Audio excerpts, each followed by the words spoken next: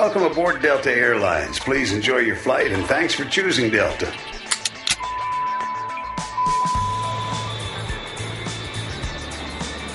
Jody Avirgan here. Thanks for listening to ESPN Film's 30 for 30 podcast from the producers of the award-winning 30 for 30 series.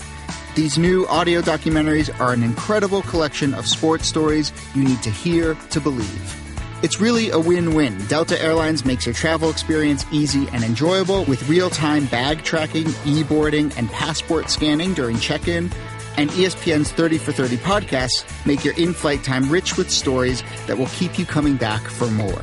So sit back, relax, and keep listening to some of the most compelling sports stories ever told.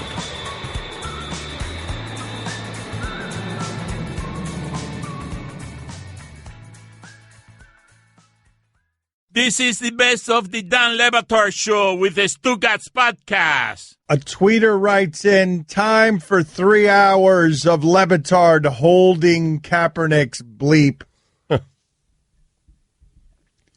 We begin with politics. Great. You saw what happened with John McCain last night. First of all, a whole lot of people who aren't normally interested in politics are now interested in politics. There is a Donald Trump factor here that is making people interested because there's a pop culture factor that's fascinating when you bring in a director of White House communications who is, Joe Pesci in My Cousin Vinny. And you're like, how can this be? And he's talking about Steve Bannon bleeping his own bleep. And you're like, how, what is it? What is happening here? And he probably got all kinds of brownie points with the president. Oh, I mean, the language was amazing. We've never seen something like this in politics, and we're a pop culture show. We are not a politics show. So many of you are going to object to everything we're discussing here, but to me, what happened last night, you can apply to sports. You saw what happened with John McCain? No, I didn't. Okay. I was out drinking.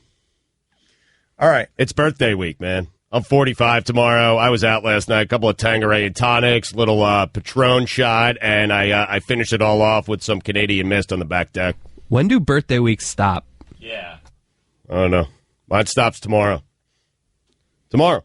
Like, for me, it's a 2-day event, 3-day event. All right, well, let me tell you what happened with John McCain. Then, please do. Instead of talking about your birthday and continuing this pattern that you have of thinking that everything that's going on in your life is something that's interesting to the listener. You asked a question. I answered it. That's all. I know, but then you wanted to talk about your birthday. You were pretty clearly. You did not. I just wanted to point out. You did not want to talk about your birthday? What I was going to say is I have found myself watching more and more politics. I'm agreeing with what you're saying. I never used to watch it before. Last night, I just didn't watch it, and I wasn't paying attention to anything McCain did or said because I was out getting drunk. Birthday week. All right, so here is the backstory. For those of you who don't know, for those of you who were celebrating your birthday week last night and drinking and felt the need to tell everybody about it instead of discussing what's going on in America. All right. You may have heard health care is a big issue. A lot of people who don't have health care or will have problems having health care are going to have problems with debt and their health if certain things are passed. And so, without being partisan about this, because again, I will tell you again, many of you think I'm a Democrat. I'm not. I'm not a Democrat. I'm not a Republican. I have liberal leanings just societally. In terms of behavior, I kind of let people do what they want without judging, without trying to judge. So that makes me liberal. But I don't care about politics. I'm actually fascinated by everything that's happening here with Donald Trump because he's an anarchist and just what's happening is crazy. And it's great for our show because it's fascinating. Like, when have I ever cared about who the hell the director of communications is for the White House? Never. I've never cared. But if you're going to hire My Cousin Vinny, you got my attention. And he's going to behave more lewdly than PG-13 My Cousin Vinny. He's not even My Cousin Vinny. He's 2017 My Cousin Vinny, close to XXX rated. Like it's beyond R rated. I don't even know. Like what is beyond R and before NC-17? NC-17. Okay, it's soft porn. It's Cinemax. This guy is the Cinemax of My Cousin Vinny. Are you talking about Scaramucci? Yeah. Yeah, he went to my high school. I mean, he's got some you in him. He went to my high school. I know, but this is a guy, like, this is what it would look like if Stu Gatz was the director of communications for this country. This is what it would look like. Like, he's got a couple of thumbs. He's in the Oval Office, and he's got a couple of thumbs in his belt loops. It is. It's what Stu Gatz would be. So it's amazing to watch. and it's amazing to see our country represented this way. For some reason, yeah. Stu Gatz is now standing up with his thumbs in his belt loops. But so John McCain, our most famous senator, a war hero, just recently diagnosed with brain cancer, which makes him make the leap from human being to symbol, right? When you're a government figure who now needs health care. Right. And the idea that you would be voting against it or voting to repeal Obamacare puts him on the Senate floor yesterday, and he goes against his party, and he votes no on health care reform.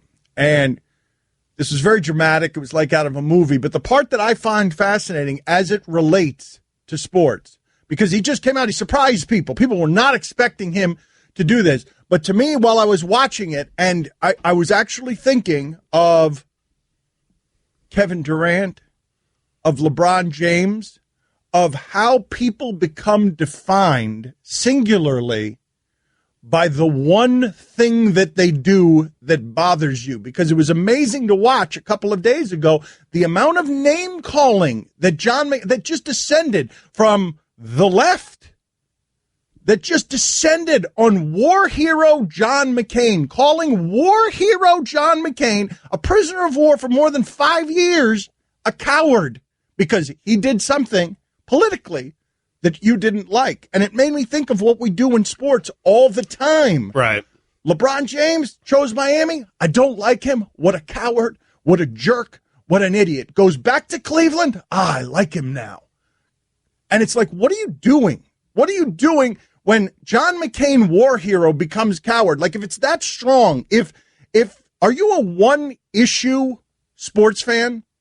The way that you can be a one-issue voter, where you define somebody singularly by the one thing that they did to bother you, so it stops becoming about LeBron James is helping kids in Akron. Wow, LeBron James helps with education centers. He cares about kids that nobody else cares about. He handles himself as a distinguished pillar of role model as an athlete and as a child star. Yeah, that's the way it works, unfortunately, for many, many people. Kevin Durant, I am certain, has done millions upon millions of good things for people who need things to be done by Kevin Durant, and all I think about is what a coward he is for leaving Oklahoma City. Okay, well, A, it's not discerning.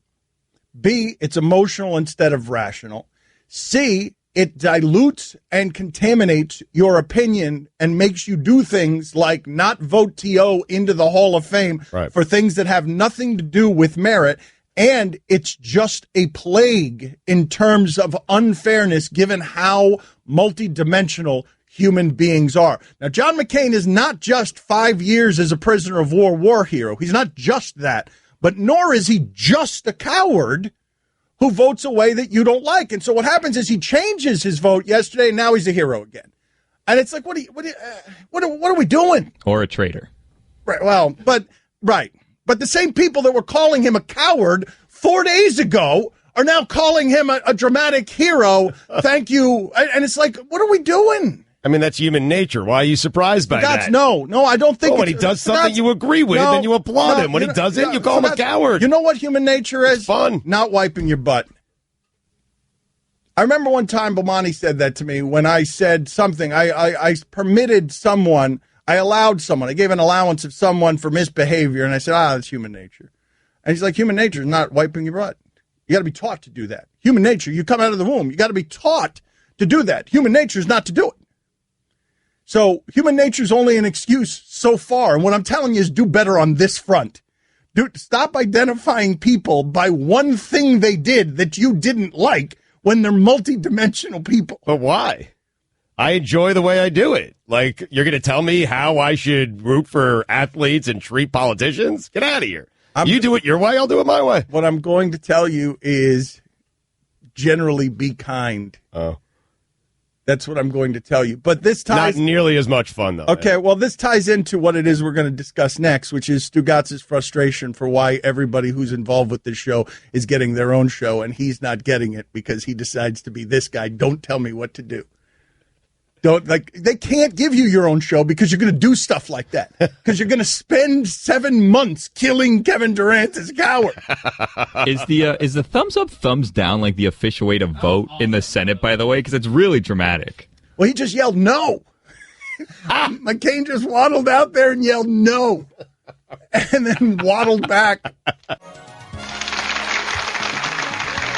Hey, buddy, the wait is over. It's the 2017 Sui Awards, starting August 21st. The Sui Awards. Dan Le Batard. So let me just get this straight.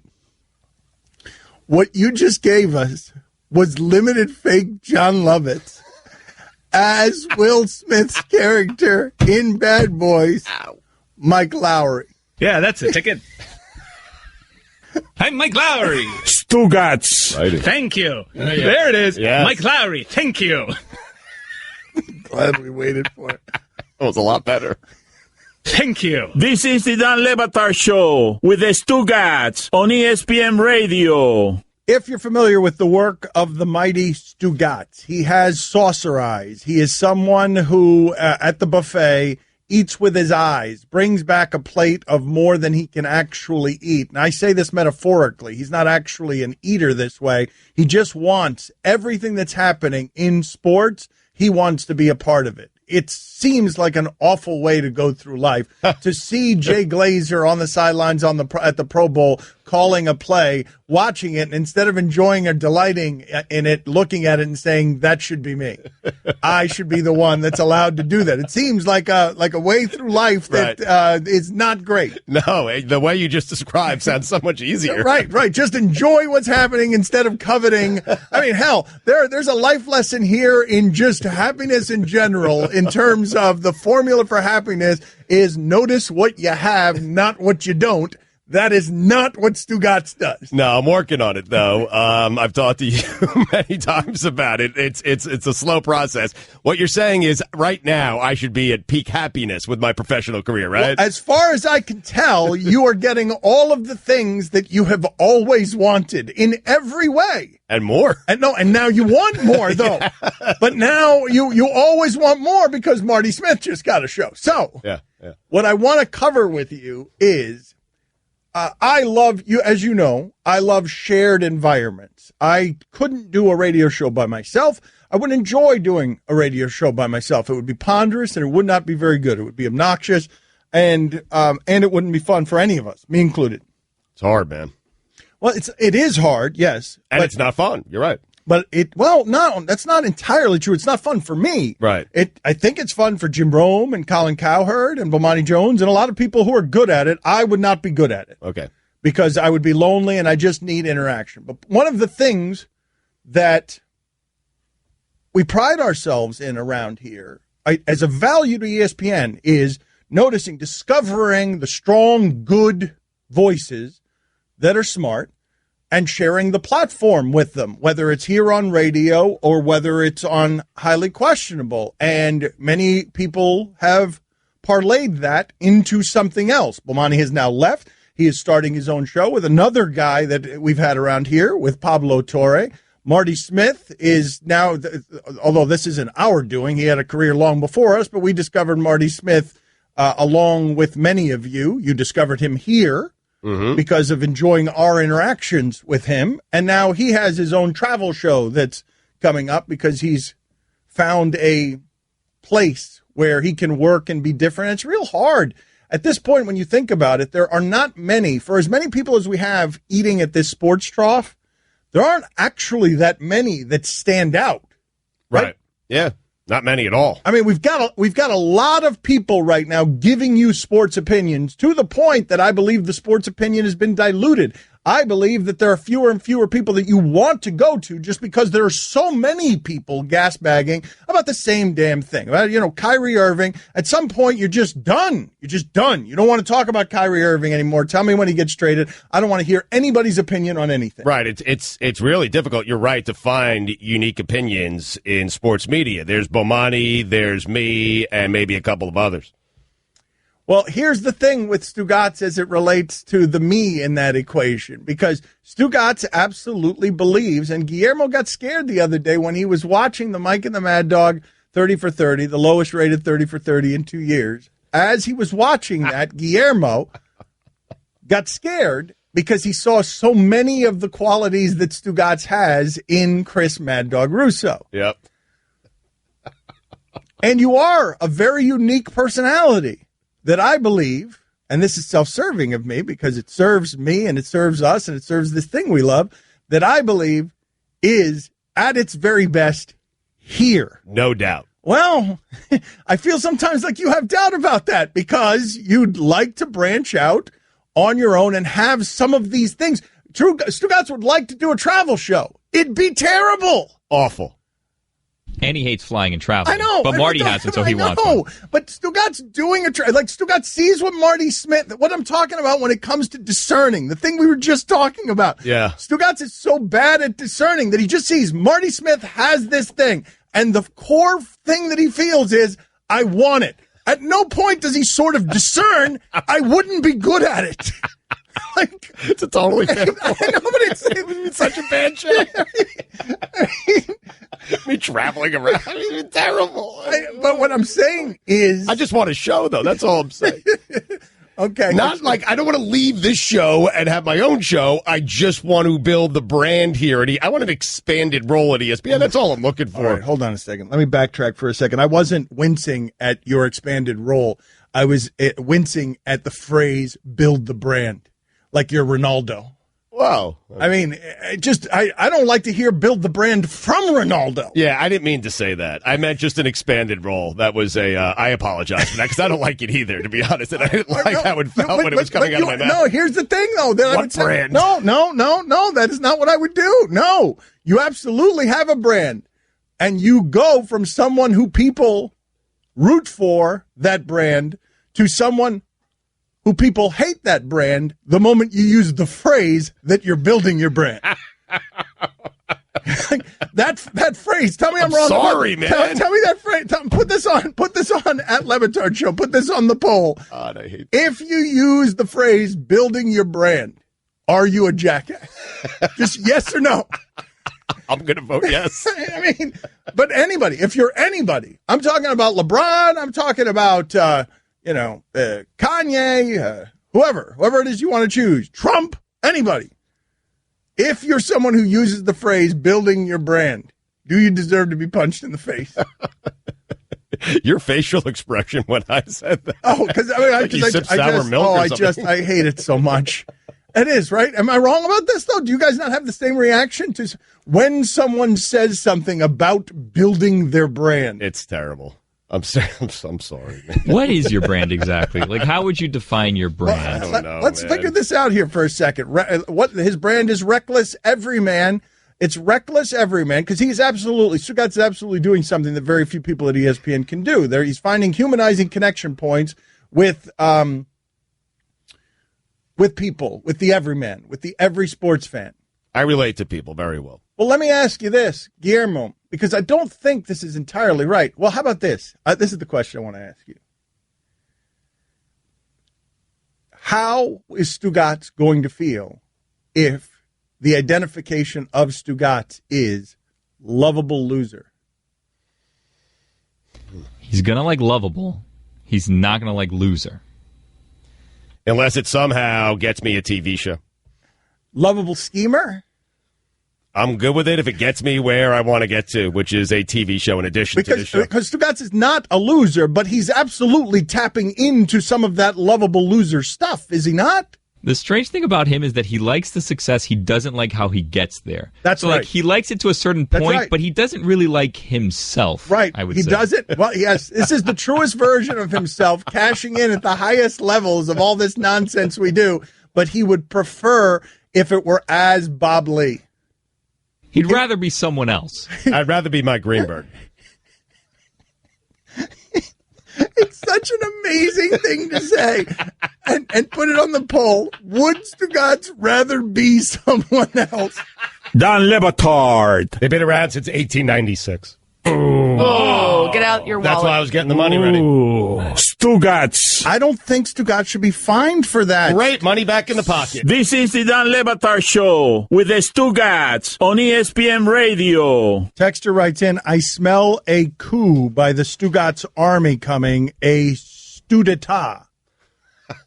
Stugatz, another thing that he has tapped into, not unlike the Barstool guys, the Pardon My Take guys, not unlike Donald Trump. Stugatz is absolutely tapped into the repressed and oppressed white man. Like, he is absolutely, he is struck gold there, struck oil there, where the same sort of people, his army, the army that comes strong in defense of Stugatz. Yes. It is generally one color. I mean, I haven't been tracking this, but I mean, generally, a lot of white faces. I don't know. No, I know. I don't feel like that's the case. I could be wrong. I don't know. But again, I haven't been tracking this. It seems like you have been. It's so strange, the army that he has, because they're people he would never associate with. Like, he lives in a castle. These people could never get to him. Well, but wait a minute. That is Trump. How did Trump got voted as the everyman? That's one of the funniest things to happen in my entire lifetime.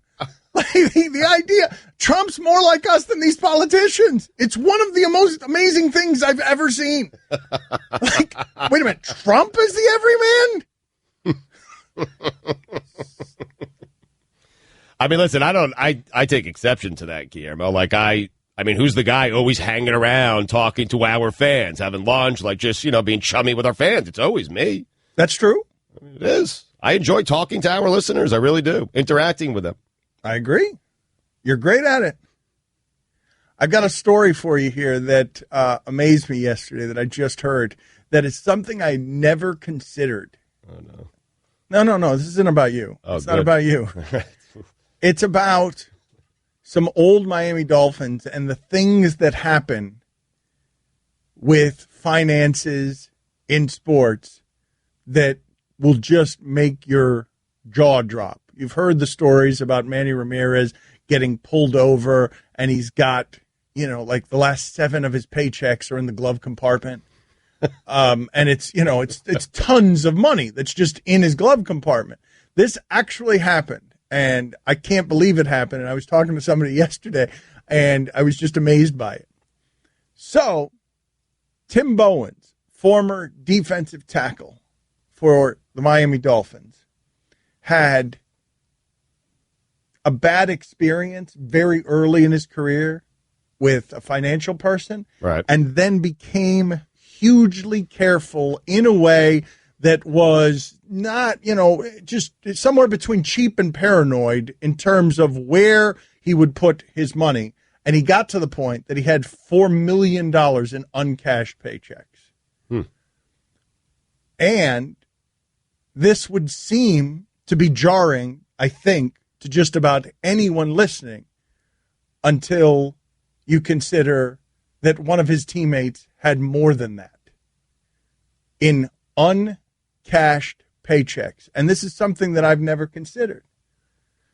The team, trying to be sensitive, has to talk to them about this, because not even in the NFL do you have the wherewithal to just, if someone deposits all of a sudden $4 and $5 million in checks, where you're going to be able to have those checks clear, right? Because you just don't have that kind of money sitting around, right? Like, you don't have. Meaning, if Bowens cashes all $5 million the checks of the checks bounce. at once, the checks might bounce. The checks are going to bounce because you can't put that much money. Because everyone else is cashing checks, and then all that. Whoa, $5 million! Wasn't expecting that. But not even an NFL team, right, has the kind of liquid cash where you could just pay something like that out if somebody is just holding their paychecks for that long. But shouldn't the teams have someone that is tracking this? Someone that should call Tim Bowen and say, "Hey, Tim." No, they did. That's what I'm saying, though. But it's an uncomfortable conversation to have, and the reason that they had to do it is because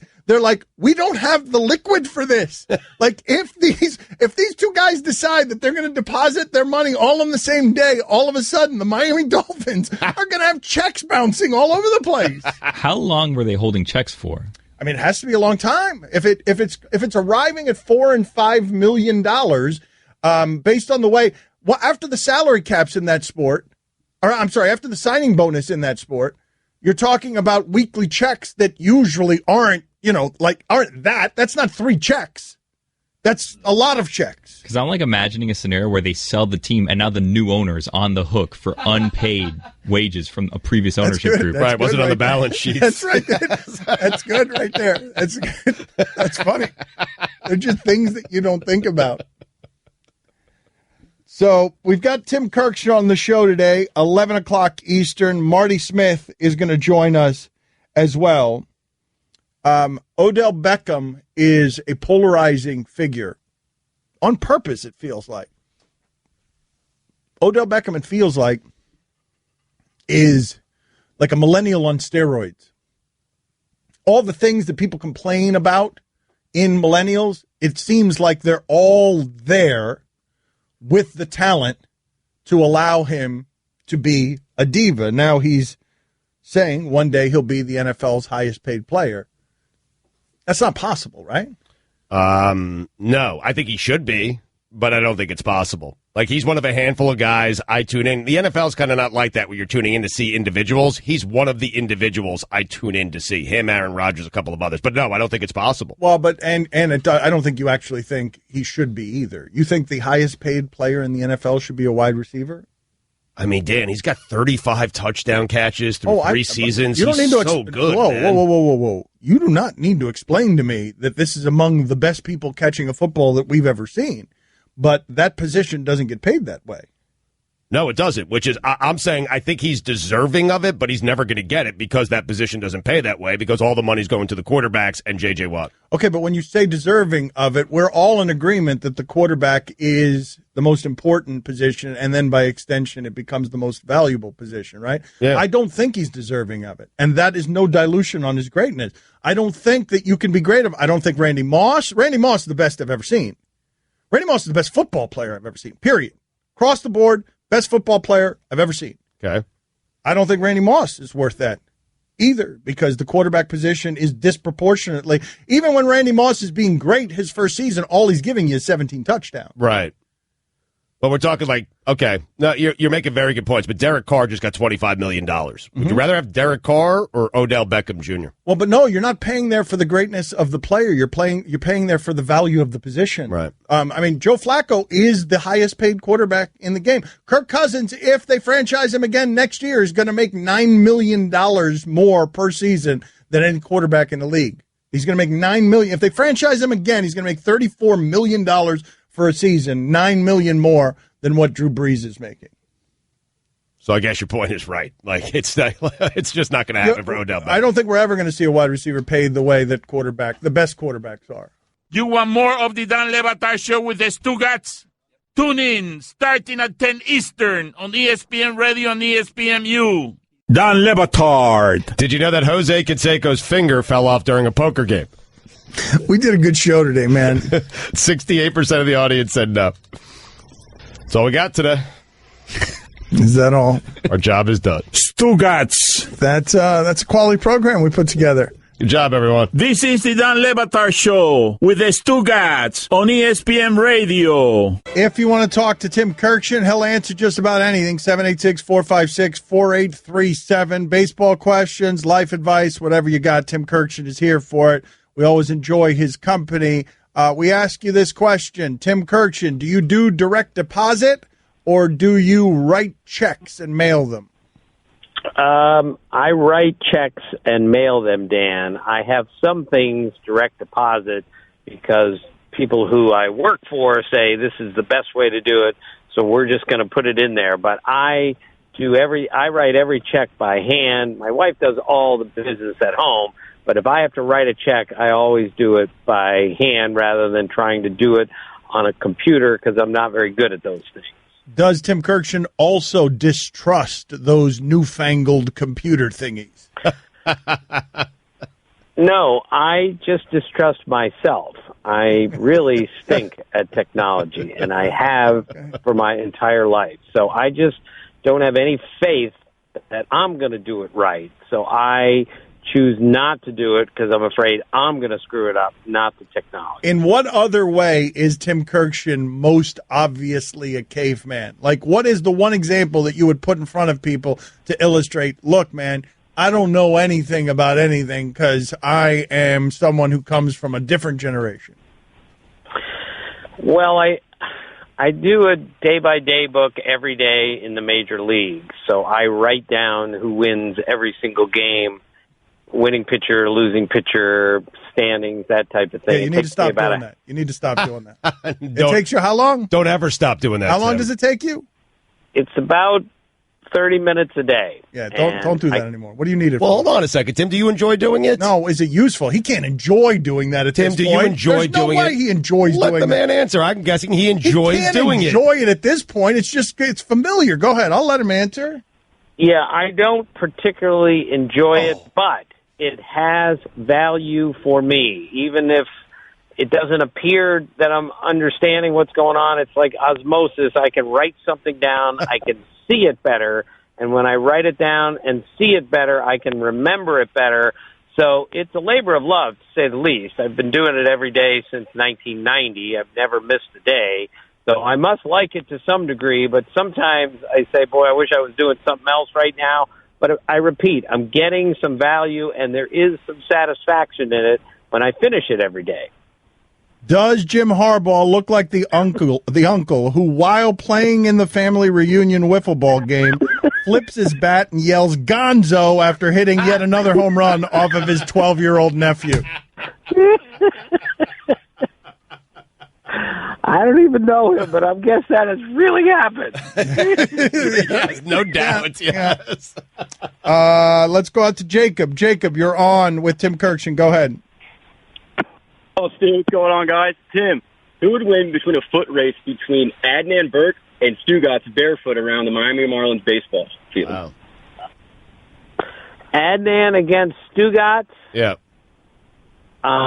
I would take Adnan in just about anything over Stugatz, but I'm going to go with Stugatz on the race. Stugatz is a little bit smaller and therefore potentially a little bit quicker, so I'm going to go with Stugatz in the race, but I'll take Adnan in virtually anything else. Yeah, that's fair. And at one point, I was a world-class athlete, so there's that. We need to set it up. You and Adnan racing around the park barefoot at Marlins Park. Timmy, I asked you last week about the Cubs. All year, you've told fans, be patient with the Cubs, be patient with the Indians. Last week, I asked you about the Cubs because they're playing better baseball. This week, it's the Indians. They've won 7 straight. What's changed?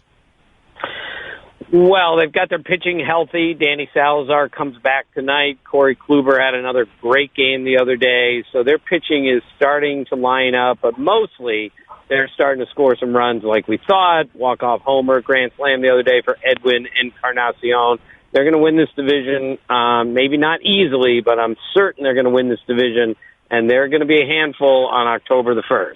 Zach, you're on with Kirkshin. Go ahead. Hey, Ted, is there any reason the A's are supposed to announce that they're going to say the location of their new ballpark this year? Is there any reason to believe they're actually going to keep these players around this time, and are they going to trade Sonny Gray? I'm never certain about the situation in Oakland because it's been going on for so long. It's one of a couple ballparks that is so bad right now for just the facilities for the players. And I won't believe it until the final lines are done on that. I think they're going to trade Sonny Gray. He's 27. He signed for 2 more years after this year. He's really good, and he can bring back a ton in return, which makes him a perfect Oakland A to be traded. Who's going to get Darvish? Great question, Dan. Notice my hesitation. I'm going to say, and I'm guessing because we're all guessing with 4 days to go, I'm saying he's going to go to the Dodgers. The Dodgers have the most to give up. They have the most. They have money. They have resources. They have picks. They have everything.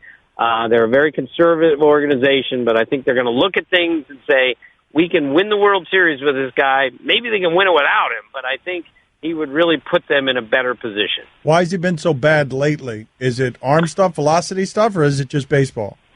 It's just baseball, Dan. ERA over 7 in the month of July. It doesn't make any sense. 10 earned runs his last time out. Doesn't make any sense. There's just you're never quite sure how good he can be if he's not feeling 100%, as opposed to some of the great pitchers ever. They're not feeling 100%, and they go out and win and pitch really well anyway. That's about the only part of him that people aren't sure about. If he's not 100%, how good is he going to be tonight? Does Jim Tomsula look like the frustrated guy in an infomercial fumbling with a home project before the product that will make his job easier is introduced? Rob, you're on with Tim Kirkshin. Go ahead, Rob. He does, doesn't he? He does, Kirkshin. Rob, go ahead. You're on with Tim Kirkshin.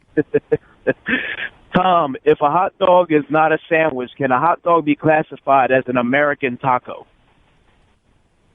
No. Taco is completely different than a hot dog, not just in the casing, but what you put on it, everything. It's not an American taco. Did we ask you already whether a wrap is a sandwich? I think you did last week, Okay, and I said, mind. no, it's not a sandwich, it's a wrap. And then we got into the whole Bobby Valentine thing. No, it's not a sandwich. Well, Timmy, what do you do with cheesecake? Is cheesecake cake or pie? It is cake, given the consistency of the cheesecake. It seems like more cake than it is to me, and it's got cake in its name, so I'm going cake. Justin, you're on with Kirkshin. Go ahead, Justin. Lincoln, you're on with Kirkshin. Go ahead, Lincoln. Tim, imagine with me for 1 second that you're a high schooler once again, and you have a big prom coming up. Which MLB player would you take to that prom? Who would show you a good time? Who would be nice to you? Okay, an unusual date for Tim Kirkshin, 50 years old, taking a baseball player to the prom. Go. I would take Mike Trout. He's unbelievably great. He's a handsome man, but he's like the kindest guy you'll ever meet. For a superstar. Yeah. All the girls would love him. Right. That's who I would take. Okay, very good. Solid. And all the guys would love him, too. Yeah, everybody would love him. Randy, you're on with Ted Kirkshin. Go ahead, But it's Randy. Tim's date. I'm not certain he wants everyone else loving his well, date. I mean, it's a ridiculous question. Randy, you're on with Kirkshin. Go ahead. Yes, I got Tim. I'm having trouble putting in some quality starts with my wife, if you know what I mean. My question is, should I feature a new pitch or should I bring in the closer? Okay, we're going to keep that one moving there. Ray, you're on with Tim Kirkshin. Go ahead, Ray. Who's going to sit on the Iron Throne, Tim? Thank you. Okay, we're going to keep it moving. Kevin, you're on with Tim Kirkshin. Go ahead, Kevin. Hey, Ted, how you doing? Long-time listener, first-time caller. I just wanted to know, who do you think was more appropriate to be banned from baseball for life, Pete Rose or Steve Howe? Who should purposely be? Got to make sure. I guess the question is, who is more deserving of being banned for life, Steve Howe or Pete Rose? Oh, God, what a terrible question. Steve Howe has left us. It's not nice to do this, but I would say Steve Howe because it was multiple infractions. Man, sorry. All right. Does Stan Van Gundy look like the guy who isn't very good at cooking, but names every dish he makes world famous? Yeah, okay. He's the guy on the pizza box. That's right. He is the guy on the generic pizza box. That's right. Does Christian Yelich look like the high school kid who rolls up the sleeves on his button-down shirt, tucks it into his salmon-colored shorts, and threatens that his dad will sue you anytime he's in a confrontation? You know how many people have to scramble to their computers to see who Christian Yelich, what he looks like? Well, what he looks like is what I just said. That's what he looks like. If you're wondering to yourself, what does Christian Yelich look like? He looks like the high school kid who rolls up the sleeves on his button-down shirt, tucks it into his salmon-covered shorts, and threatens that his dad will sue you anytime he's in a confrontation. I think I just made them salmon-covered shorts instead of salmon-colored shorts, but they may be that as well. Does Mike Moustakas look like the neighbor who backs over your cat with his truck to cover up the fact that he just shot said cat for leaving paw prints on said truck?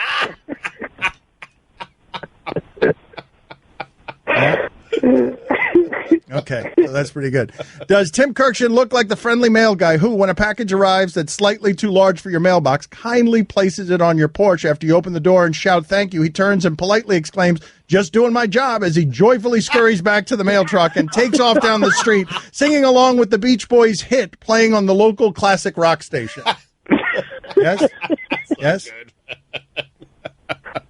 Way too much information on me. All right, here we go. Is Tim Kirkshin someone who looks like the guy miserably trying to explain sex to his 13-year-old son from a book but can't answer any of the kids' questions?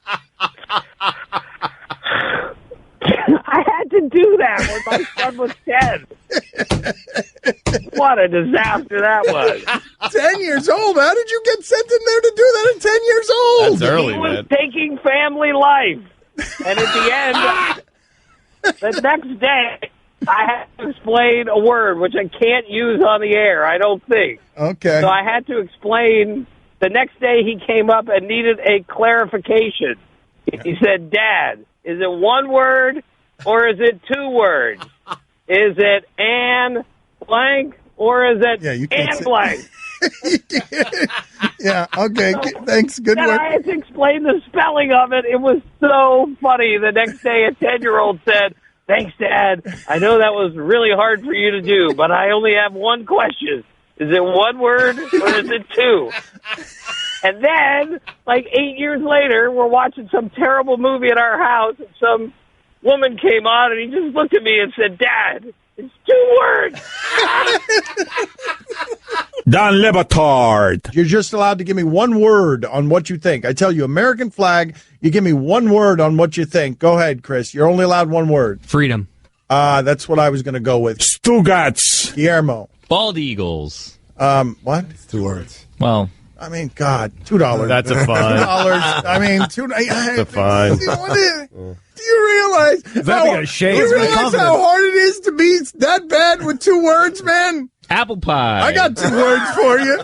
This is the Don Le Batard Show with the Stugats on ESPN Radio. So the Marty Party, as Stugats just mentioned, is back in town, back from China with Ronaldo, and in town to do something on Maverick Carter. So we will have the Marty Party sitting in here with us in a little bit. Wanted to get into this story, Stugats. We talked earlier this week about CTE and this study, this most recent study that got into the news stream of 111 brains of dead former football players were studied, and 110 of them had CTE. And Tony Baselli, the wonderful left tackle for the Jacksonville Jaguars, who disagrees with me on everything when it comes to football, called into the show and yelled at me and got angry, and I called him a meathead. And now, though, today, it is learned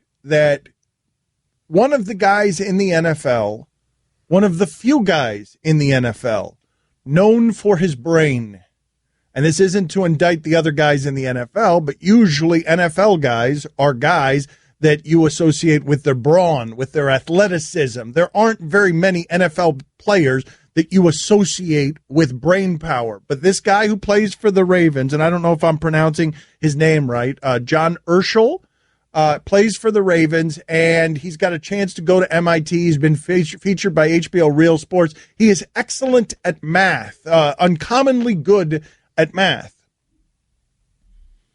And he just quit football. He quit football, and he cited that study as one of the reasons. Quitting football, I think, at 26 years old, said it was a difficult decision, and just saw that study and was like, That's it, man. I was struggling with this before, but now I'm not struggling with it. I want to use my brain. I want my brain to function correctly. My brain is important to me because I love this math stuff. And he just up and quit football. And you've got more people than ever quitting football at an early age because they're realizing things that they did not realize. What he has, though, that many other players don't have is options. Mm-hmm. He has an option. Like, there's not many players, not many people, period, that can just, hey, you know what? I'm going to quit what I'm doing. I'm great at math. I'm going to MIT. Well, but you've heard me say this before, that the way that football's going and the more that we're learning about football, at some point off in the future is an issue that we're going to have. I don't know where it is in the future with America's most popular sport, where I do believe that you are going to find in football more and more the people who don't have choices. Like, I don't know if we're talking about prisoners, but if you do this in reverse order, we've talked before about what the gladiator spectacle specifically was. It was criminals and prisoners fighting to the death, and then it became so noble and glorious and vanaglorious that people said, no, I want to choose that. This thing that is being done by people who don't have a choice, I want to do that. I want to be a gladiator. And then it became something that was soaked in nobility, and the gladiator spectacle became something that wasn't criminals and slaves. It was something that people with options chose as an option. That's what American football is in 2017. But I can see somewhere off in the distance where it's not that. And the conversation I want to have with you, Stugatz, it's a deeper one. If that is football, let's say my hypothetical, no matter how absurd you think it is, which is that football is going to be done in the future by people who don't have options. Right. To keep football alive. If you believe that, and many of you probably aren't, Dominique Foxworth is on First Take right now. He has made news today by saying his son's not playing football, and he's not sure if he had to do it over again, whether he would play football today. But he says his son is not playing football. Which is rare, by the way, because a lot of NFL players that we have spoken to said they would, even knowing all the stuff that's happened to them, they do it all over again. Right. Well, yeah. But more and more people, and Dominique's got brain power, a lot of it. More and more people who are doing deep thinking are saying the things that Dominique is saying. Let's listen to that in his words. Obviously, given the life that I have now, it's not something I would go back and change, but I am not suffering from any very serious symptoms now. So 20, 30 years from now or 10 years from now, frankly, I don't know that I can say the same thing because I've never quite felt the depths that people like Mike Webster or Junior Seau has felt. So while I sit here now very happy with the decisions that I've made with my career, I'm not sure that I would do it again if I was given the same choice with the information that I have. And that's a scary thought. And I have 3 kids, 2 girls, 1 boy who's 4. And I get a lot of pushback for this, but I wouldn't let my son play. I just don't see the reason. It's not worth the risk. He can learn all the things about teamwork and hard work.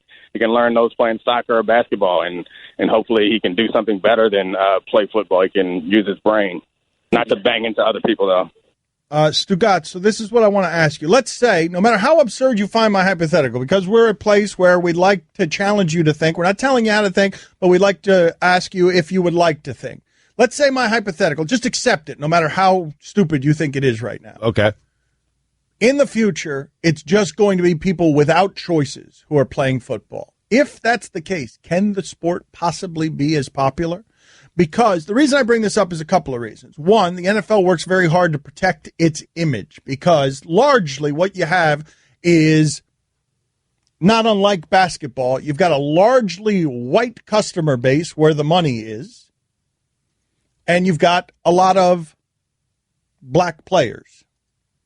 And one of the things that's happened at the quarterback position, and it's subtle, is the valuable white guys, the rules are all different for them in terms of safety than it is for anyone else on the field. Because you have to protect Tom Brady, and you have to protect Aaron Rodgers, and you have to protect also Cam Newton. Those guys are hugely valuable. Although Cam doesn't feel protected. Correct. The way Brady does. Right. Yeah. He's less protected than most. But you understand, the rules are different. Yes. The rules are literally different for the valuable quarterback guy who is largely white. The most famous players in that league where everyone's wearing face masks is usually the white quarterback. The guys with the ads, with the Papa Johns, they tend to be the white quarterbacks. You got to protect that guy. If you then turn this into something off in the future that the players don't have options, and I'm not just talking about black guys, I'm just talking about what you're going to get to is guys who don't have freedom in their lives, white and black. Can the sport be sustained? I think it can, yeah. I mean, you're still watching men collide with other men. There's still the element of tackling. Yeah, I think it can survive. I think it probably would survive. Maybe not to the levels that it is right now, but I wonder how you define guys who don't have options. Okay, like but wait a minute. Hold on a second. I'm talking about criminals. Okay. I'm talking about the prison system. I'm talking about the height of desperation. I'm talking about people who don't, the way it used to be during actual gladiator times, even if it's an extreme hypothetical, and even if you think it's absurd on the front end. Kind of like they're getting sentenced to football? Yes, kind of like that. And I wonder how popular, because if you step back from what's happening in football, Stugatz, specifically with how they try to clean up something as silly as the celebration. They try to neuter the personality of Antonio Brown, who arrived at training camp yesterday in the back, being chauffeured in the back of a classic car. I saw that. It was great. James Harrison arrived in a fire truck. Arrived at, by the way, we talked to two quarterbacks on Highly Questionable. We talked to Brian Hoyer and Josh McCown. Is that the quarterback for the Jets? I confused the two McCown brothers. Is Josh McCown? Josh is the. You speak to a good quarterback?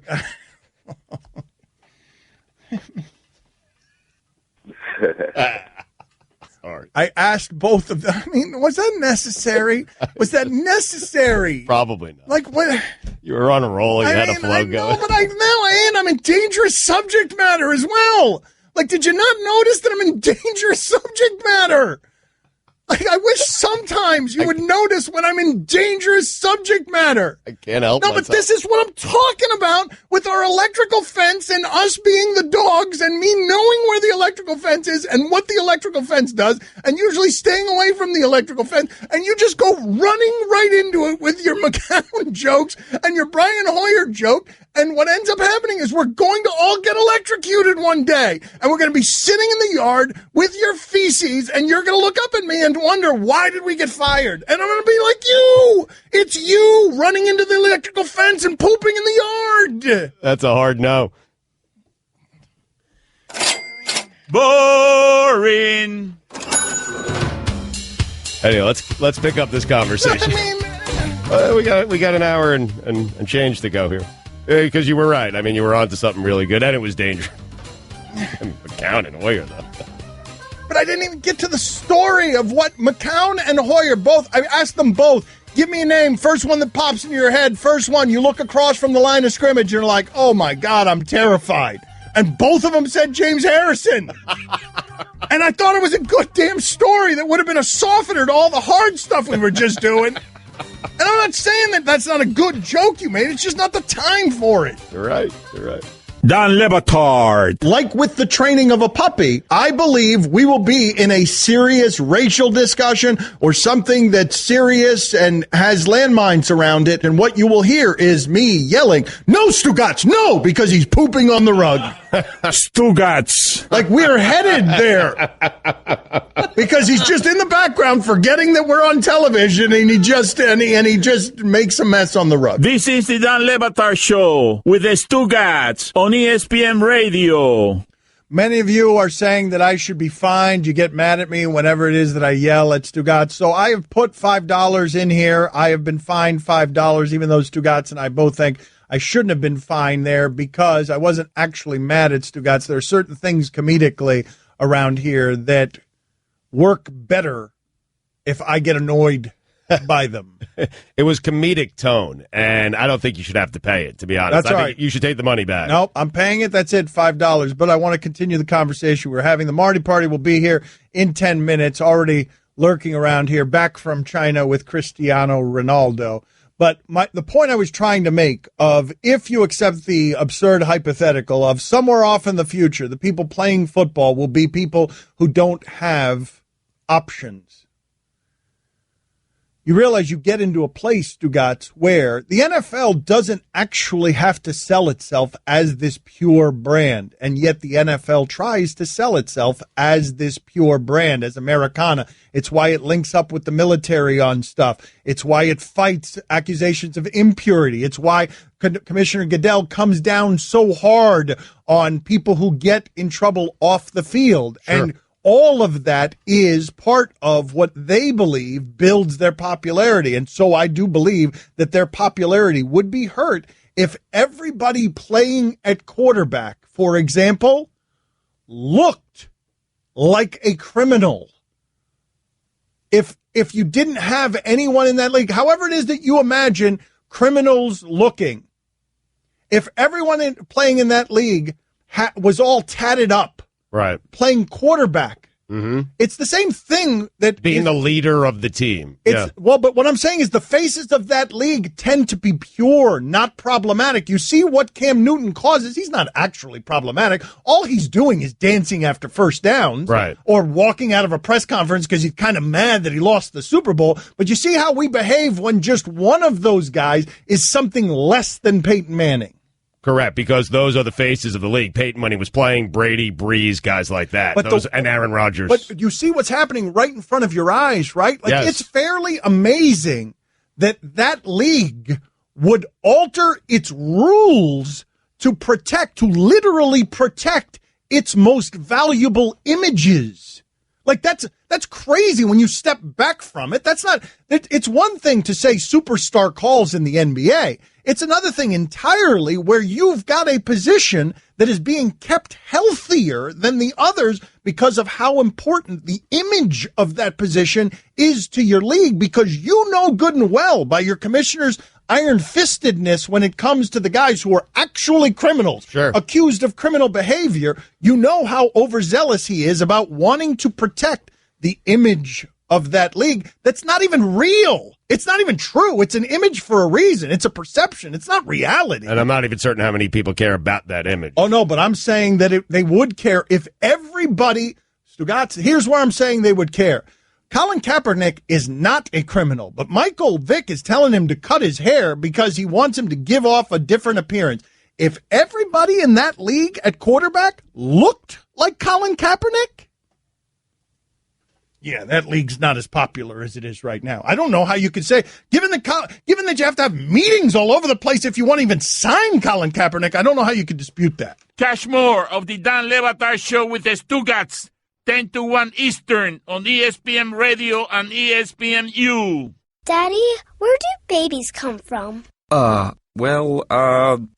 Mommy went to the store. Oh, well, you see, there's a mommy and a daddy, right? Right. And see, when they call Geico, they could save a bunch of money on car insurance. Oh, really? And that makes them happy? Yes, that makes them very happy. That's good. Yeah. Well, I'm glad we could have this talk, Sunshine. Geico, because saving 15% or more on car insurance is always a great answer. Dan Le Batard. You're just allowed to give me one word on what you think. I tell you, American flag, you give me one word on what you think. Go ahead, Chris. You're only allowed one word. Freedom. That's what I was going to go with. Stugatz. Guillermo. Bald eagles. What? It's 2 words. Well, I mean, God, $2. That's a fine. $2. I mean, That's a fine. Do you realize? Do you realize how hard it is to be that bad with 2 words, man? Apple pie. I got 2 words for you. This is the Dan Le Batard Show with the Stugatz on ESPN Radio. Marty Smith joins us in studio to give the Straight Talk. It is brought to you by Straight Talk Wireless. Best phones, best networks, no contracts. Always have fun around the Marty party. Just got back from China last time we checked in with him. Were you laughing there at the story of a clown with a machete, or were you laughing at the way Stugatz read the word rural? It's a confluence of events. All right, good. All right, that's a tough one for me, man. Rural's a hard word to say. 2 R's with a U in between. I mean, there's a lot going on there. I grew up rural. Yeah. So I should be able to say that, but I'll give you credit. It's hard. It is a tough one, man. Guillermo, put it on the poll there, please. Is rural a hard Yeah, word look to at you, say? man. You see? You can't say it No, either. but now I've just been plagued by your contagious nonsense. That happens so often to me where Stugatz gets something wrong and then I go follow after him and get the same thing wrong just because I've been infected by his allergies. What do you have, Marty, for us from China? Like that I was told that piece was great. I did not see the piece, but I was told that the piece with Cristiano Ronaldo was actually very revealing, that you got stuff out of him that most journalists do not get out of him. We had awesome access to him, and you just don't get that. We were very fortunate that we got access to him on 3 separate days and had several conversations with him, became pretty tight with him. We're bro hugging by day 2. You know how it is. What's up, man? Yep. I don't think he's used to that. He has a lot of people around him, and there's but you have a way about you. A bit of an anxious air. Yes, you know, when you're that famous and that pretty, that's a pretty dude, boys. Yeah. I took a picture with him, and that was a damn bad idea. You don't take a picture with Ronaldo. Don't do that. Yeah, I mean, I feel like I got all right hair, but, you know, my hair looks bad. He's got these perfect teeth. It's just a mess. Right, because you're a good-looking guy. You're fit, and, yeah, he put So you I to thought shame. until I took a picture with him. Yes. Does he look real in person? Sort of. Like a mannequin you're talking He sort about? of looks real, but he's just, I mean, it's a flawless person. Wow, It's a you completely were flawless awed person. by his beauty. You stood there in awe of his beauty. I don't know that I was awed, but I sure paid attention. I mean, like, I don't walk into interviews with dudes and be like, man, that's a good-looking cat. But when he walked out on the veranda the first day I met him, I'm like, damn, that's a good-looking cat, man. You know? And so I'll tell you how this went down. So he walks into this room the first day. We haven't met him yet. And our initial thought was we were going to do this interview with him on a veranda outside of this Peninsula Hotel overlooking gorgeous Shanghai, China. It was the hottest day on record in 145 years. It was a legit 106. Wow. It was hot. And so we decided, let's audible. We're going to do this interview inside, but we're going to start it outside. So out he walks. And he has this cranky look on his face. He's like, I don't want to be out here. And he walks up to me, and he was cordial. How you doing? I'm like, all right, bro, here's how this is going to go. We were going to do the interview out here, but it's hotter than hell. So to hell with that. We're not going to do that. Got him. He was all in right there. Okay, I might like this guy. And from there, 30 minutes later, we had an amazing conversation, and it continued throughout. But we learned a lot about him, what it's like to be that famous, what it's like to have that kind of expectation. He is a very candid person. He has no qualms telling you, I am the greatest. I'm the best, period. And I loved how he phrased it. I'm a humble man, which seems odd, right, given what I just told you. But he said, I'm a humble man, but too much humility is a terrible thing. And for an athlete, it makes a lot of sense. Total stud. I'm a fan. Guillermo, put this on the poll. Can you be a humble man if you say out loud that you're a humble man? Yes or no? Because I would argue probably that, something you should admit, right? Well, Yes, you shouldn't have to if say you're it. telling me how humble you are, then you are not that So humble. you think this is a deflective type of thing? No, I think I think you're right that it's a tool that serves him. His arrogance, he can't be anything. He can't be what he is without his confidence. I think you're onto something. Like when people have to tell you that they're wealthy, at least for me, I start to question just how wealthy you are. He can say it and it's legit. That guy makes like $280 million a year, some crazy number. But he doesn't have to say it. I brought my Fabergé egg. I noticed that, yes. This is a new one. I lost the other one in China. It doesn't fit with who you are. It Sorry, really man. doesn't. The Fabergé Dry egg lips are a bad plan. of chapsticks just doesn't. in our business. It really doesn't. That's right. Right? It doesn't. It doesn't. Guillermo, put it on the poll. Does it make any sense that Marty Smith cares so much about whether his lips look dry or not? It's not if they look. It's like, see, he's look. Well, now you got me thinking about it. Stugatz just licked his lips. Yeah. But I'm with Dan. Like, it should be a traditional, old school, just chapstick. That's it. Something I like have that. 100 of those, too. All right. Well, but no, you strike me. Am I wrong about this? Because Marty Smith gives off, he pulsates so much country charm. He strikes you as an outdoorsman, somebody who does not mind. I like to shoot guns and fish. Right, but if you run into Marty Smith, he might have oil on his hands from fixing cars and stuff. He's not lip balm guy. But look, diversity. It's like seeing a lumberjack or a hunter with lip balm. In today's world, one of the most important traits is diversity. So I can still hack a tree down and not have dry lips doing it. All right, I can be Paul Bunyan, right, with a Fabergé But you know what? egg. This is what I'm saying. Can you imagine? Let's make it actual Paul Bunyan. Now he stops and he tells his boy Blue, "Hey, I got to stop for a second. My lips are dry. Give me a 20, Blue. I got to hold on a second. My lips are a little dry." No, you can't imagine Paul Bunyan with chopstick. But he doesn't have like a hair on his face out of place. Like, look at his hair on his head. Well, that's Look at because his I beard. got the beard butter again.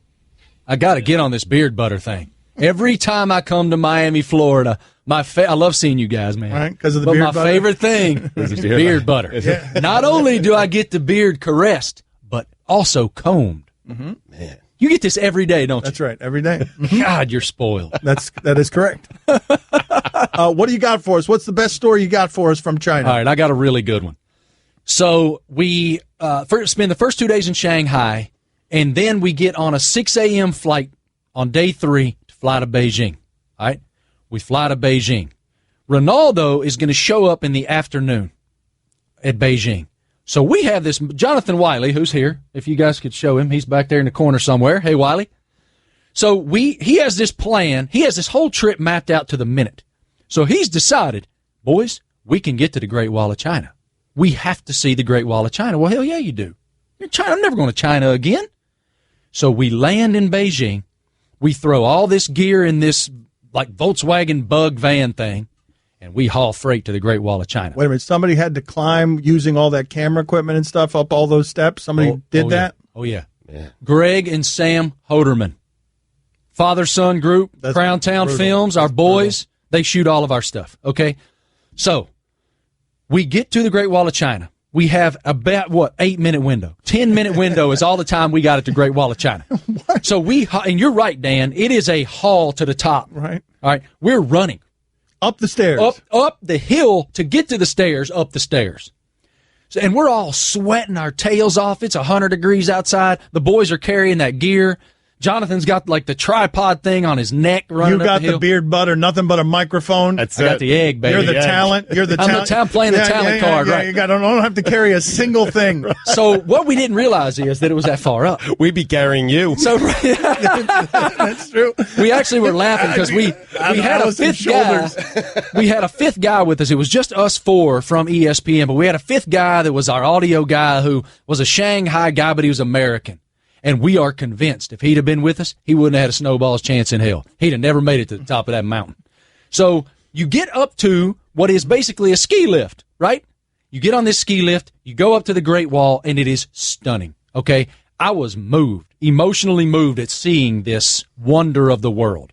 13,000 plus miles long, basically as long as half the equator. It is humbling to see. Our guys get these beautiful shots of it. There's people milling about, eating, conversing, fellowshipping, having a great time. Fellowshipping. Now, really, that's not how I would describe the people at the Great Wall of China. this is where they it were gets a little bit interesting. fellowshipping. Fellowshipping. Yeah, man, they're fellas. They're hanging out, fellowshipping. All right. Bonding. That's what we call it in the South. Bonding. Okay, bonding. Who uses that word? Marty. The Marty Party. All right. Was that a third-person reference? Yes, it was. Oh, sorry. Third-person nickname reference. Third person. That's really bad. Proud of you. So, what was it? I'm also humble. Right. Can I say that at the same time? Yes, very humble. So we get to the point where we got to go because Ronaldo, we're going straight to his next event. And we have 2 hours to get there, and we're inching to that point. We go to the line to get on the ski lift back down. Unbeknownst to us, this line's 500 people long. Jonathan looks at me and he goes, "Hey, we got a problem here." I'm like, we have a real problem here. We're going to miss Ronaldo. And here is his quote. Boys, we got to go dirty America right now. Do you know what we did? Did you try and cut the line? We did. We passed and passed and passed, and all of a sudden we get to this threshold where you can't pass anymore. So we all were, at the same time, had the same exact idea. It was almost clairvoyant. Sam turns on the camera, and I just start talking like we're making live television. Ladies and gentlemen, the Great Wall of China is one of the most humbling moments of all of our lives. Amazing. It is such an unbelievable sight. You think you know what to expect at the Great Wall of China, but you do not. and 13,000 miles long, more than 1 million people combined to build this astonishing wonder. Oh, it looks like there's a long line to get back down. Ladies and gentlemen, please excuse us. We're live on television right now. And we get to this point where... Marty, the Stugatz is strong in you. You're such a dirty American. It gets better. It gets really funny. So you get to the threshold point where you have to give your ticket back to the gentleman to get back on the ski lift down. It's locked. So I'm like faking this live television report, and I'm like, oh no, the door's locked. Does anyone here know English? And this guy at the door goes, oh, I know English. And I went, awesome, open that door. So he goes, okay. He kicks the lock open, throws the door open, and through we go. And here's the kicker. He was our boy Alam, who was Afghani, and goes, I love you guys. And I said, Alam, you're getting in the car with us. All right. So Alam gets in the car with us, and down the mountain we go. Wow. We have a photo of Alam, don't we? Wow. All right. Put it up on ESPNU if we have a photo of Alam. I really was hoping that story ended with you in a communist prison. You and all your boys. For like that's not the kind of stuff. Fortunately, we were not thinking. Yeah. I really wish that ESPN had some sort of international scandal where we had to go get you, fish you and your boys out of jail for being the crime. Dirty American. Dirty America. Now to the good stuff. Don Le Batard. Did South Carolina get into the Final Four? Nah. Stugatz. Excellent work by you on the production side and the research side. Meh is an excellent answer. This is the Don Le Batard Show with the Stugatz on ESPN Radio. I want to thank Marty Smith for coming through here, bringing sunshine, sprinkling sunshine all over the place. He palpably, as he's done every time he's been around here or anytime he's been on the show, palpably increases the happiness in his surroundings. Yep. That's hard and rare. Yep. By his way of being. And if you want to support everything Marty Smith does, August 2nd, his show debuts from 7 to 8 p.m. on ESPN2. It's a travel show with a big personality. Marty Smith goes all over the world in search of the stories. And so you're going to want to check that out. The 2nd of August, 7 to 8 p.m. Eastern on ESPN2. It's kind of like the Greg Cody effect. He just makes people happier. Now, for different reasons with Cody, but same effect, right? Yes, very similar. Cody's not sunshine, though. This guy is. This guy brings a positivity around him. I want to go back to the conversation we were having, though, because we were talking, if you're just joining us, we were talking about the idea of guys now having choices in the NFL and deciding to retire early. And if there's some hypothetical day off in the future where guys who are playing football, it's so violent and so unhealthy that the people playing it are people who are last chance, no options. And we were talking about the idea of gladiators being prisoners and slaves at the beginning and then choosing gladiating as volunteers because of the nobility in it. And so Stugatz was saying how much more interesting football would be if the stakes were actually your freedom. Yep. If you were a prisoner playing football and you were able to play football for your freedom. And we found a show. Where is that show? A television show in a prison somewhere where people box for their freedom. The winners of a boxing tournament actually get to be free in society. It's Showtime Sports. They announced a powerful new documentary. It's called Prison Fighters, 5 Rounds to Freedom. And that's exactly what it is, 5 rounds to freedom. Whoever the winning boxer is, whoever's standing last is free, is set free. Well, what country is this in? Because this is something that would never fly in America. It's in Thailand. Okay. So this is what I want to ask you, though, as a hypothetical. We'll get into it next here. Do you think football would be more popular? And this is a hard thing to say because football is as popular as anything in Americana. Not just entertainment, just as popular as anything. Yep. Would football be more popular if what it was selling you was more dangerous? If what football was selling you was, if football took down the model that it presently has, which is super violent, super dangerous, but we're going to try and frame it in purity, and we're going to try and frame it as if it's something that's clean and wonderful and just a pure symbol for America. If we stripped it down and football said, no, bleep that, we're going to sell, this is crazy. Everything we're doing here, it's bat bleep crazy.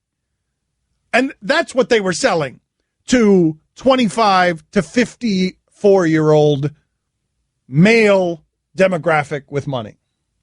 But imagine selling the chance for freedom. But that's what I'm saying. I think that would be infinitely more interesting. What I'm saying is if football stopped with the nonsense and just sold you, football ended playmakers on ESPN. Because ESPN is a partner with the NFL, ESPN actually had a original series. I think it's the only time ESPN has done anything like this. An original series that was hugely popular, but it was way too real. And so the NFL said, no, get that out of here. And then it just ended. Like a fictional. Do you think people know that what I'm talking about when I talk about playmakers?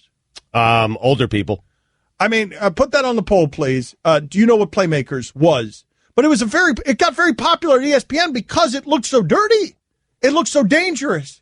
And it was Disney. And the NFL immediately stepped in and said, oh, that's a little too much. We got people doing drugs in the locker room. We don't want that as a representation of our league. And the NFL stamped out a popular ESPN series that got popular, at least in part because it was on the edge, and people were watching and like, what the hell is this? But imagine a league where you don't have to care about the image. You're just stripping it down to what it actually is. It's very you don't care about the image. You don't care about anything. Just one team is going to win, and that team's going to be set free. Okay, but hold on a second. You keep flying off. Imagine the lengths these guys would go to, man. No rules. You're breaking all kinds of laws, committing crimes to get freedom. All right, hold on a second. Hold on. You guys are flying off to another place with this. An exciting place. So basically, you want the NFL to be the movie The Running Man. I mean, kind of. A combination of The Running Man and Longest Yard. Yeah, both. That's what I want it to be. That's correct. But you realize why that can't make it more popular, right? I mean, Colin Kaepernick can't get into this league, and he's one dude who's getting on a knee. Like, you understand why none of this is any kind of plausible. Don Batard. What I'm telling you, this is what I'm telling you. You send 4 or 5 or 6 88-year-olds my way, and each one of those fights is going to look like Don Zimmer and Pedro Martinez. Each one of them. Send them one after another. It'd be like a kung fu movie. Stugats. Send them one after another, and I'm telling you, I'm dusting a dozen 88-year-olds, one after the other. They're like zombies. They can come all at once, one after another, with my hands. What if Hayden Fry is one of them? All of them. 88 years old, unless Jeff Conine's father is there. This is the Dan Le Batard Show with the Stugats on ESPN Radio. Buckle in, Dan. ESPN Radio is presented by Progressive Insurance. Guests on the Dan Le Batard Show appear via the Shell Pennzoil Performance Line. Here's your SportsCenter update. The Titans waived offensive guard Sebastian Tretola Friday, 5 days after he suffered a gunshot wound in his leg-ankle area. The team also officially announced the addition of linebacker Eric Walden. Roy, what happened there? What are you laughing at? Tretola, man. No, I think they're laughing at the way you said Sebastian. Sebastian. Tretola. Aaron Judge was hit in the mouth and broke a tooth as he celebrated Brett Gardner's 11th inning walk-off homer. Yankees manager Joe Girardi said Gardner homered leading off the 11th, and the Yankees beat the Rays 6-5 Thursday night for their 4th consecutive win. All right, buckle in, boys. And finally, the mayor of Mont-de-Marsan in southwestern France has been filmed chowing down on a rodent as a consequence of losing a bet on a soccer match. In March, Charles Dayot was so sure that French side Paris Saint-Germain would beat Spain's Barcelona to reach the quarterfinals of the UEFA Champions League that he jokingly vowed to eat a rat if he was wrong. On Sunday, Dayot finally made good on his promise by tucking into a koipu stew at a local festival. By the way, koipu is a large rodent that can actually be much bigger than a rat. I feel like I got all that right. Does it read tucking into? Tucking into? on his promise by tucking into a koi poo stew at a local festival. All right, good job. I just read what's written in front of me, man. Anyway, for all the latest headlines and information, tune in to the Sports Center at ESPN Radio all throughout the day. Whoa. I don't know if you've noticed it, but this show is plagued today by nervous energy. Allison has had no confidence all week about her ability to buy lunch. Yep. It's been annoying. That's not true. I had a lot of confidence buying lunch. It's working with a bunch of jerks that are like, I don't want tomatoes. I don't like this. I don't like that. Don't do olives. You Make asked, sure you don't have Allison. onions. No, I just asked you guys what you liked as far as sandwiches, and I got a lot of like, no.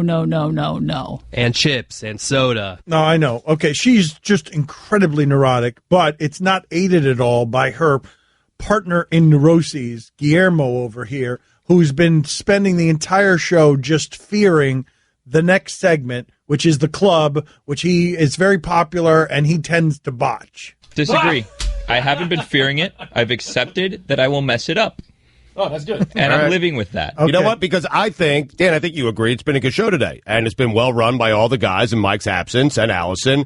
But, Guillermo, correct me if I'm wrong. You were fine until Dan brought it up during the break. He should not do that to you, man. That's a move of his. He starts saying everyone's so neurotic, and then he just starts, he knows my soft spots, and he goes and tries to attack my soft spots. Sabotage. Yeah. I just worry about your anxiety. I sent him the Jason Isbell song the other day about anxiety, lyrics about...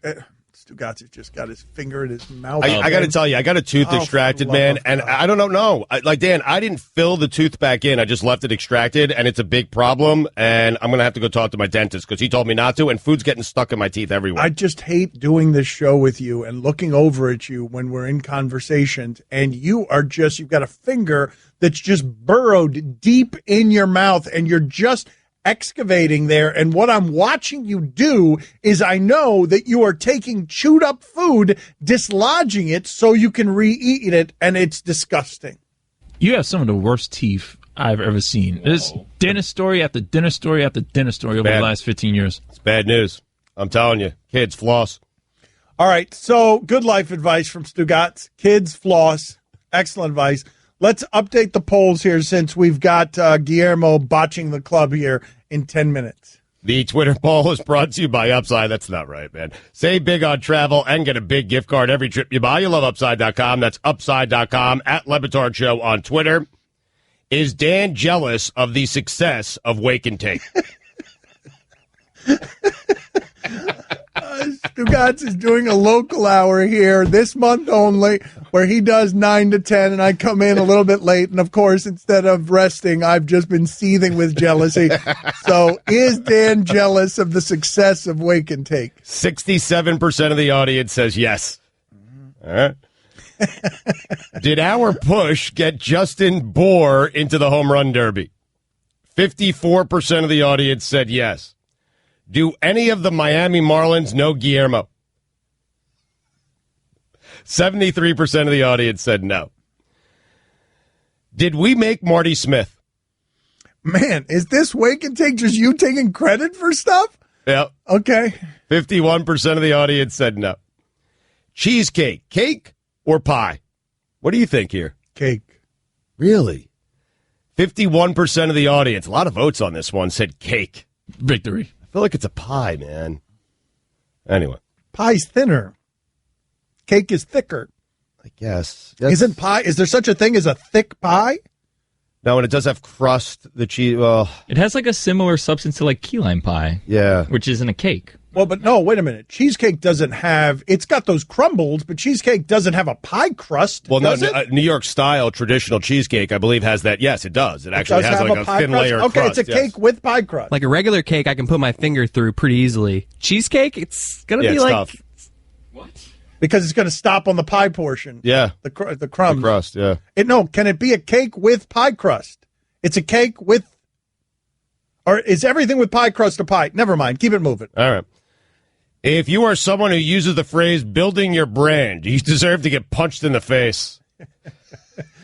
God said he was building his brand earlier in the show. I regret it. 81% of the audience said yes. Would Stugatz rather be someone else? 60% of the audience said yes. Do you still write checks, put them in envelopes, and mail them? 64% of the audience said no. Does it feel safer to mail a check than to click a button? 65% of the audience said no. Uh-oh. Is rural, oh, geez, a hard word to say. You didn't nail it exactly either earlier. No, but that's perfect, though. No, you're right. I did. It was perfect. You don't need to explain it. It was perfect. But you got defensive I in the don't know middle why of I it. did. I don't know what's going on. 55% of the audience said yes. Can you be a humble man if you say out loud that you're a humble man? 73% of the audience said no. Do you know what Playmakers was? 54% of the audience said yes. Does it make any sense that Marty Smith cares so much about whether his lips look dry or not? Never happened before. 50-50. Wow. Yeah.